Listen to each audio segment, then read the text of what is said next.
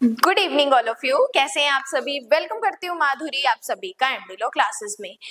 आज इस क्लास में मैं आपको एविडेंस मतलब साक्ष्य को लेके कुछ चीजें एक्सप्लेन करने वाली हूँ कि किस तरीके से हमें एविडेंस शब्द की डेफिनेशन से लेकर और हमें oral evidence, primary evidence, documentary evidence, इनके बारे में हमें स्टेप बाय स्टेप चीजों को किस तरीके से समझना है। तो चलिए स्टार्ट करते हैं।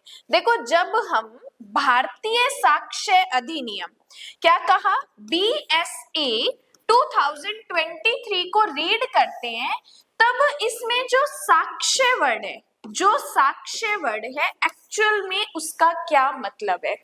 देखो, साक्ष्य, अगर मैं डेफिनेशन क्लोज की बात करूं तो सेक्शन 2 के ई क्लोज में साक्ष्य वर्ड को एक्सप्लेन किया गया है। अब कुछ स्टूडेंट कहेंगे कि मैडम साक्ष्य वो होता है जिसे हम कोर्ट में पेश करते हैं। यस, आपका कहना गलत नहीं है, लेकिन जब हम मेंस पॉइंट ऑफ व्यू से चीजों को डिस्कस करते हैं तो उसके लिए इतनी ही नॉलेज हमारे लिए इनफ नहीं होती। अब देखो, जब हम 2 के ई क्लॉज पे जाते हैं, साक्ष्य का मतलब समझते हैं, तब वहां पर साक्ष्य हमें दो तरीके के बताए जाते हैं। पहला होता है मौखिक साक्ष्य और दूसरा होता है दस्तावेजी साक्ष्य। अब देखो, जब हम एविडेंस को पढ़ रहे हैं, साक्ष्य को पढ़ रहे हैं, तब हमें ये चीज पता होनी चाहिए कि जो एविडेंस है वहां पर बीएसए में हमें इस एविडेंस का मतलब नहीं बताया। हमें यहाँ पर एविडेंस का मतलब बताया कि ये जो साक्ष्य होते हैं वो दो तरीके के होते हैं, जिसमें एक काउंट होता है ओरल और दूसरा काउंट होता है डॉक्यूमेंट्री। अब देखो, जब हम डॉक्यूमेंट्री एविडेंस की बात करें तब हमें इसमें दो बातें पढ़नी होती है। डॉक्यूमेंट्री एविडेंस भी क्या होते हैं, दो तरीके से होते हैं। एक होता है प्राथमिक साक्ष्य और एक होता है द्वितीयक साक्ष्य। अब जब हम डॉक्यूमेंट्री एविडेंस की बात करें, दस्तावेजी साक्ष्य की बात करें, तो उससे पहले हमें दस्तावेज वर्ड क्लियर होना चाहिए। और जब हम मौखिक साक्ष्य पढ़ रहे हैं तो मौखिक साक्ष्य के बारे में एविडेंस एक्ट का रूल कहता है कि भाई देखो, मौखिक साक्ष्य मत लेकर आओ। आपको अगर एविडेंस लाने हैं तो डॉक्यूमेंट्स वाले लेकर आओ, लेकिन फिर भी कुछ अपवादों की स्थिति में हम ओरल एविडेंस भी एक्सेप्ट करते हैं। मैं बताऊंगी आपको, सेक्शन 54 एंड 55 जो एविडेंस एक्ट के बारे में बताता है कि मौखिक साक्ष्य क्या होना चाहिए, प्रत्यक्ष होना चाहिए। अब मौखिक साक्ष्य प्रत्यक्ष कब होता है, ये चीज भी हमारे लिए इंपॉर्टेंट है। तो ये जो स्ट्रेटजी है, ये जो एक के साथ दूसरा शब्द यहाँ पे जुड़ा हुआ है, उनके बारे में आपको सारी चीजें पता होनी चाहिए। अब देखो, साक्ष्य दो तरीके के हैं, मौखिक साक्ष्य और दस्तावेजी साक्ष्य। मौखिक साक्ष्य का मतलब होता है कि बोलकर कुछ कोर्ट में कहना। अब देखो, मैंने आपको ये चीज क्लियर कर दी कि अगर आप किसी कोर्ट में जाकर बोलकर कुछ एविडेंस दे रहे हो तो वो आपके ओरल एविडेंस में काउंट होगी। लेकिन अब एक क्वेश्चन मैं आपसे पूछती हूँ कि अगर एक गूंगा व्यक्ति, क्या कहा, अगर एक डम्ब पर्सन कोर्ट में जाकर इशारों से या फिर कुछ लिखकर कोई एविडेंस देता है, तो इसका ये एविडेंस आप ओरल में काउंट करोगे या डॉक्यूमेंट्री काउंट करोगे? तो मुझे इसका आंसर आप सभी कमेंट बॉक्स में जरूर बताना, ठीक है। अब देखो, क्या कहा, मौखिक साक्ष्य जो हम कोर्ट में बोलकर जाकर देते हैं वो होते हैं मौखिक साक्ष्य। लेकिन देखो, मौखिक साक्ष्य हमें कब देने होते हैं, तो ये कहता है कि आप ओरल एविडेंस दस्तावेजों की अंतर वस्तु को छोड़कर अंतर वस्तु का मतलब होता है अंदर लिखी बातों को छोड़कर आप चीजों का ओरल एविडेंस दे सकते हो। अब देखो, फिर कहता है कि भाई अगर आप ओरल एविडेंस दे रहे हो तो वो डायरेक्ट होना चाहिए, प्रत्यक्ष होना चाहिए। अब प्रत्यक्ष चीज हम किसको बोल सकते हैं?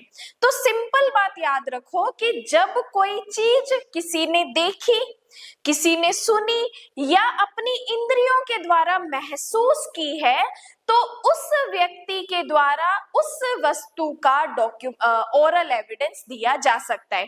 तो मौखिक साक्ष्य प्रत्यक्ष होना चाहिए। इसका मतलब कि जिसने उस दस्तावेज को देखा है, जिसने सुना है या जिसने इंद्रियों के द्वारा उसे महसूस किया है, उस व्यक्ति के द्वारा अगर कोर्ट में कोई भी ओरल डॉक्यूमेंट दिया जाता है, ओरल एविडेंस दिया जाता है, तो उसे अपने कहते हैं कि यस, ये ओरल एविडेंस क्या है? डायरेक्ट है, प्रत्यक्ष है। ठीक है, अब देखो इसके बाद मैंने आपको बताया कि डॉक्यूमेंट्री एविडेंस, जब कोर्ट में इंस्पेक्शन के लिए कोई चीज आती है तो उसे दस्तावेजी साक्ष्य बोलते हैं। अब ये साक्ष्य दस्तावेजी बनता कब है? तो जब किसी पदार्थ पर हम कोई अक्षर, अंक या चिन्हों के द्वारा कुछ चीज अभिव्यक्त करते हैं, वर्णित करते हैं, जो एज अ रिकॉर्ड यूज की जा सके, उसे अपने क्या कहते हैं? डॉक्यूमेंट कहते हैं। अब नॉर्मल हम स्टाम्प पे लेके कोई चीजें लिखते हैं, एग्रीमेंट लिखते हैं, कॉन्ट्रैक्ट लिखते हैं, तो वो स्टाम्प क्या होता है? हमारा एक डॉक्यूमेंट्री एविडेंस होता है।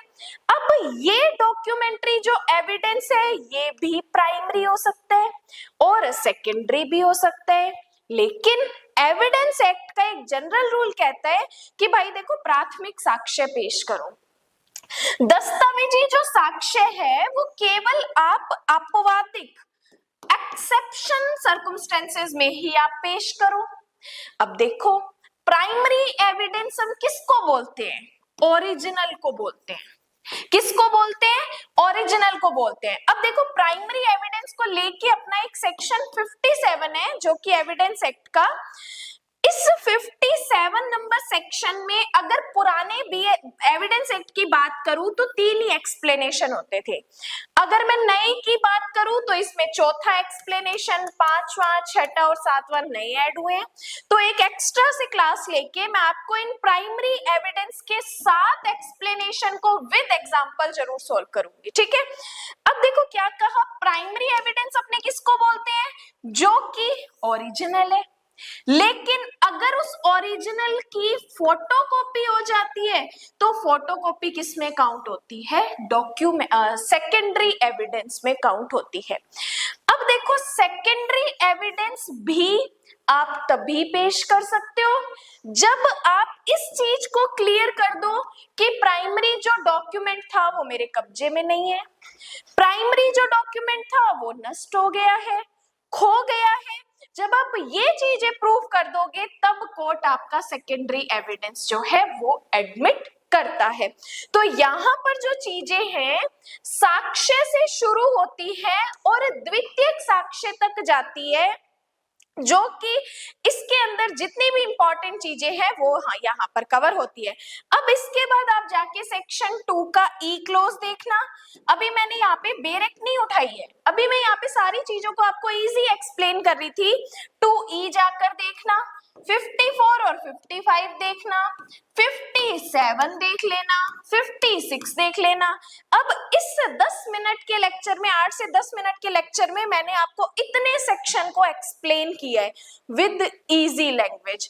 अब यहाँ पे आप जाके इन सेक्शंस को देखना तो चीजें आपको खुद ब खुद समझ आने लगेंगी। क्यों? क्योंकि देखो, जब हम डायरेक्ट बेरेक्ट की लैंग्वेज पे जाते हैं तो वर्ड और प्लस लैंग्वेज हमारे लिए बहुत हार्ड हो जाती है, लेकिन अब यहाँ पे इन चीजों को समझने के बाद आप चीजों को देखना तो यहाँ पे बाकी चीजें आपकी क्लियर हो जाएंगी। और इससे पहले क्लास में मैंने आपसे एक क्वेश्चन पूछा था कि डम्ब पर्सन अगर बोलकर, डम्ब पर्सन अगर लिखकर और इशारों से कोई साक्ष्य देता है तो वो किस में काउंट होगा? तो उसको हम मौखिक साक्ष्य में काउंट करते हैं। वेरी इंपॉर्टेंट क्वेश्चन है इंटरव्यू का।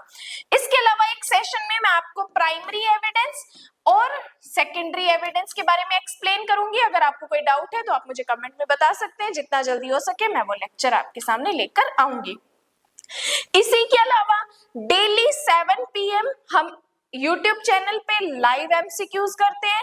अगर आपने अभी तक अपनी 7 PM वाली लाइव क्लासेस अटेंड नहीं की है तो अटेंड कर लेना, क्योंकि हमने 3 न्यू क्रिमिनलों को फोकस करते हुए बहुत सारे एमसीक्यूज है जो कि वहां पे अपनों ने सॉल्व किए, प्लस 2 इंपॉर्टेंट सेशन जिसमें हमने 60 केस लॉज को डिस्कस किया है। अपने जुडिशरी, एपीओ, एडीपीओ पर्पस से 60 ऐसे important case laws with supreme court के नेम एंड विद उनकी हेल्डिंग, क्या क्या चीजें उसमें बताई है वो सारी चीजें हमने डिस्कस की है।